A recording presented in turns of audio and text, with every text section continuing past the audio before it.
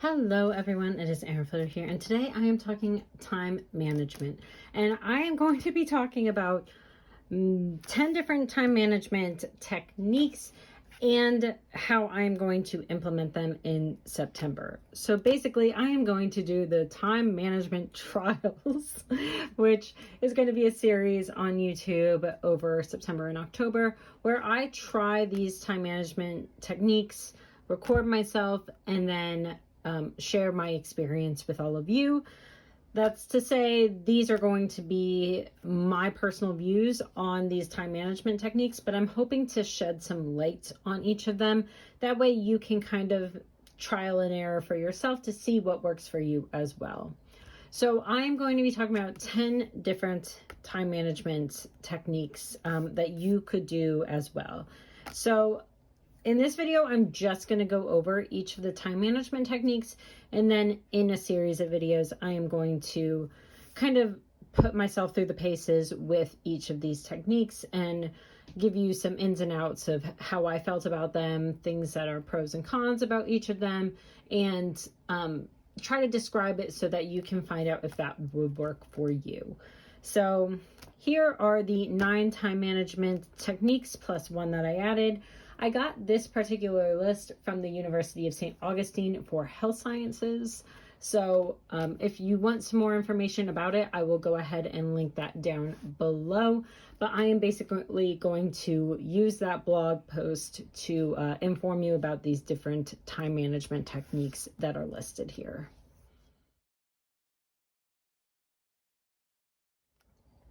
The first one is called the Pareto analysis. So this is also known as 80-20 rule. So the idea behind this comes from an economist that says 20% of the actions are responsible for 80% of outcomes. So the goal of this is to help you prioritize tasks that are most effective at solving your problems. So basically, you're going to identify problems that you're having in your life. Try to identify the root cause of each of those problems, and then assign the score to each problem. And then we're going to try to prioritize to solve that biggest problem in your life. And from there, you obviously take action on that particular problem that you are having and deal with the tasks for that particular issue. So in the St. Augustine blog, they suggest that this would be a great option for people that are problem solvers and analytical thinkers.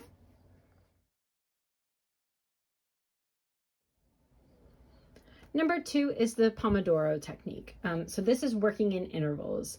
So basically, this technique uses a timer to break down your work into intervals, and each interval is known as a pomodoro. So what you would do is you choose a task to get done, decide a length of time for that task that you're going to be doing these intervals in. The example they give on this blog is 25 minutes. Focus on that task for those 25 minutes, and when the timer rings, put a check mark on a piece of paper, take a short break, do something non-work related, and then you keep repeating those steps until you get that particular task done. The blog talks about how this would be a great option for creative thinkers and people who feel burnt out from work and school. It's funny because when I was doing my master's, I do remember doing something like this where I did 4 hours on, 4 hours off, and I worked on my thesis for 4 hours. I slept for 4 hours. I worked on my thesis for 4 hours. I went to a football game. I worked on my thesis.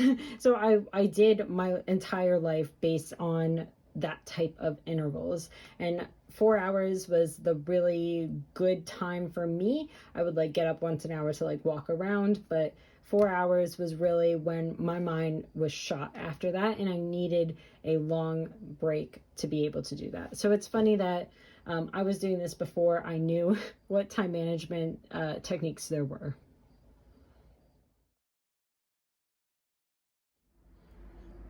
Number 3 is the Eisenhower matrix, and this comes back from World War II and how to analyze your task list. So there are 4 different quadrants in this particular matrix. So the first quadrant is something that is important and something that is urgent. That means it needs to be done. It has a pressing deadline. It needs to be done right away. Do that first. The second quadrant is important but not urgent. So if it's important but not urgent, you are deciding if these tasks are worthwhile for you right now. The third quadrant is not important but urgent. So in this case, we may need to assign meetings, make appointments, delegate a certain amount of time for it because it is urgent, but it doesn't need to happen right this second. And then the fourth is not important and not urgent. So this is removing it from your life, right? So if all the other three quadrants are done, then you can do quadrant number 4. But otherwise, make sure you're getting things done that are important and urgent, important and not urgent, not important but urgent, before you are doing not important and not urgent. In the blog, they talk about this benefiting people in leadership positions and critical thinkers. And I can definitely see that because one of the quadrants is called delegating, right? Not important but urgent. So you are delegating other people to take over those tasks. So I can see why that is something that management likes. Number 4 is Parkinson's law. And this isn't necessarily a technique, but it's one of those, it is like a mental process of working efficiently in short bursts of time. So they give some examples of how you can work the most efficiently in a finite amount of time. So they're talking about trying to work without a computer charger. So these are really good options for people that like to be under pressure and work best under pressure. So setting a deadline, getting it done early, and setting a specific date, time that particular task has to get done, and putting something in place to put the pressure on. So they gave the example, of course, of working without a computer charger. So you are forced to work as efficiently as possible until that computer charge runs out. And I am actually really interested to see how this particular time goes. And they talk about this working well for procrastinators and people that work well under pressure. Number 5 is the time blocking method. So I am sure everyone has seen this because it is very, very popular technique. It is basically mapping out every minute of your time by blocking it off for certain types of tasks. If I know that writing a report is going to take 3 hours, then I block that amount of time for that particular task. And then if I'm done or not done, that's the set amount of time that I have for that particular task. And then say I'm doing, then I assign 15 minutes for vacuuming. Okay, I am going to vacuum. Once those 15 minutes are done, I'm moving on to my next thing. And it's really about blocking sets amount of time for tasks that you think that that's how long that they are going to take.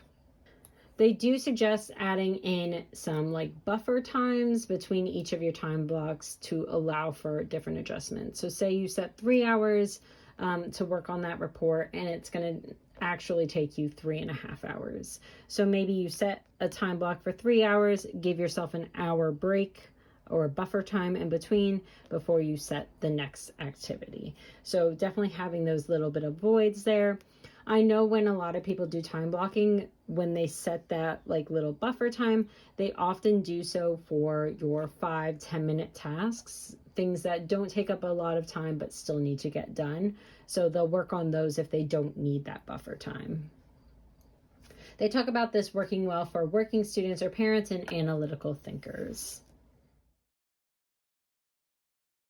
Number 6 is the getting things done method. So this is recording tasks on your paper and then breaking them down into actionable work items. So what you do is you determine your overall task, you break them down into several more work tasks.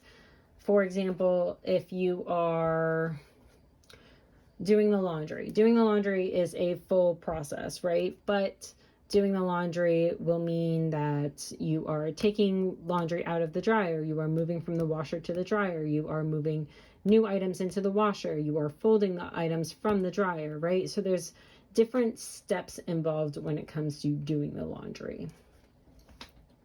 And they also talk about clarifying what they mean. So are your tasks that you have deemed actionable, are they actually actionable?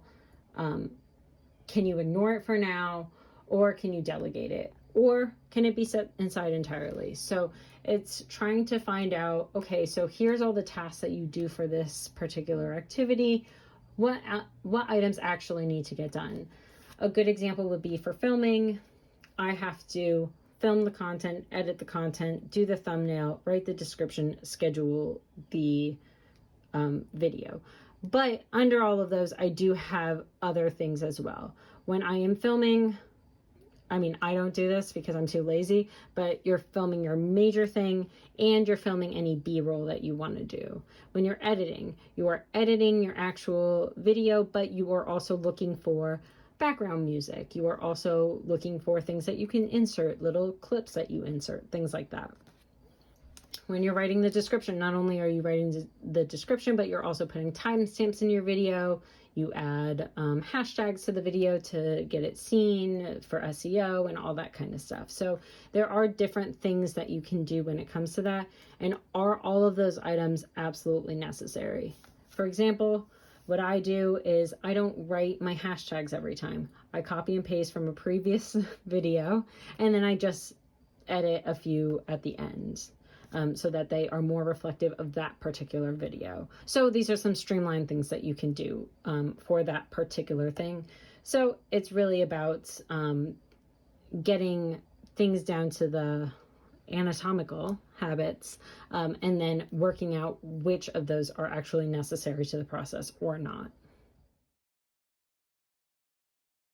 Number 7 is the rapid planning method. It's also called the RPM because it also could stand for result, purpose, and massive action plan.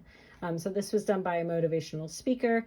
And basically what they want you to do is to write down all the tasks you need to accomplish in a week and then chunk your tasks together by commonalities. I already do this. I typically do a weekly task list. I'll have my work tasks in one area, I'll have my business tasks in another, and I'll have my home tasks in another area. So I am grouping them together by likeness. And then you do your RPM blocks. So what you want to do is write down the task, the result you want from completing that task, and the purpose for completing it. And then you need to do a list for the actions that you want to take from there. The types of people that'll benefit from the RPM, according to this blog, is working students or parents and people that have long-term goals. This would be great for a goal-setting planner. Number 8 is the pickle jar theory. And I've heard this called a few different things. At my work, they talk about, instead of rocks, pebbles, and sand, they'll talk about, I can't remember what the first two are, but they'll talk about your core, your priorities, your core, and then the parking lot. So I've heard it called a bunch of different things, but the pickle jar theory is essentially identifying 3 types of tasks that are going on in your life and setting priorities for those types of tasks. So the sand is things that disrupt things. That's at the bottom of your pickle jar. It needs to go towards the bottom of your pickle jar. The pebbles are things that also need to get completed, but could be done on another day or could be delegated to someone else. And then the rocks are the most important tasks that you need to get done in that day. So this is really about priorities, where you need to finish your rocks before you move on to your pebbles, and then you can go to your sand. So they talk about this particular theory being really good for visual people and concrete thinkers. Number 9 is the eat that frog technique, and this is really about prioritizing. It is based on the Mark Twain quote, "Eat a live frog for the first thing in the morning and nothing worse will happen to you for the rest of the day." So you start your day by doing your toughest tasks first and getting them out of the way before you move on to other tasks. So what they talk about in the blog is getting clear on what your goals are, what do you want to achieve most, and setting a deadline for that particular goal. Say you want it done by 12 p.m. because you want to get it done and over with in the morning. So you organize your list in order of priority. That thing is going to be done first, and that is going to take up 4 hours of my workday. And then from there, I have all these other tasks that I need to do, and then I prioritize those as well. So if you have more than one frog on your plate, meaning more than one really bad task that you really don't want to do, or something that's tough, or something that really requires a lot of brain power, then you prioritize your frogs as well. So then you would repeat that process every day because you are getting rid of the most important thing at the start of the day. And this is often when people are most motivated to get things done. So it typically works to set your most amount of brain power that you have in the morning on your toughest task. The types of people that will benefit from the Eat That Frog technique, according to this blog, are abstract thinkers and people with long-term goals. The last technique I have on this list is not part of that blog, and it is the say no method.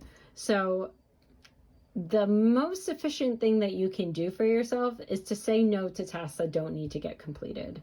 Don't invite yourself to do more tasks if you already have a really tough task list, because then you're just adding more things to manage for your time. So if it's something that you don't want to do and don't have to do because someone is not telling you that you are being forced to do it, then maybe it's time to say no to that task. So the say no method is probably the best method on here because it is going to eliminate tasks entirely from your life and allow you to manage your time on things that actually need to get done. I struggle with this a lot, but it is something that I have found very empowering lately at my work. And because my boss and I had both been saying no to things, we actually got someone hired on because, you know, we basically gave them an option. It's like, okay, well, if you want this task done, then this, and this need to drop away because that's how much time and attention this task would need to take. So if you are okay with these 3 tasks going away, then I'll do this task. But otherwise, I'm going to have to say no because those tasks are also a priority for us. So this actually led to a lot of talk about getting a new hire on board because so many tasks were getting sent our way and we were just not able to keep up with the amount of work that was being asked of us. And honestly, it was the best feeling in the world. And I mean, I didn't say no myself, but I told my boss, and then my boss said no for me. So it's shout out to my boss because she is the real winner in this situation. So saying no can be both empowering and help you manage your time as well. So those are all 10 of the time management techniques I will be working on in September, and those videos again will go from September into October as I am working through them, and I will definitely keep you involved in the entire process. That way you can get an idea what may work for you. If you want to join along, you can always join along and let me know over on social media which time management techniques you are liking and why. So thank you so much, and I will see you all September and October long for time management trials, and I will see you then. Bye, everyone.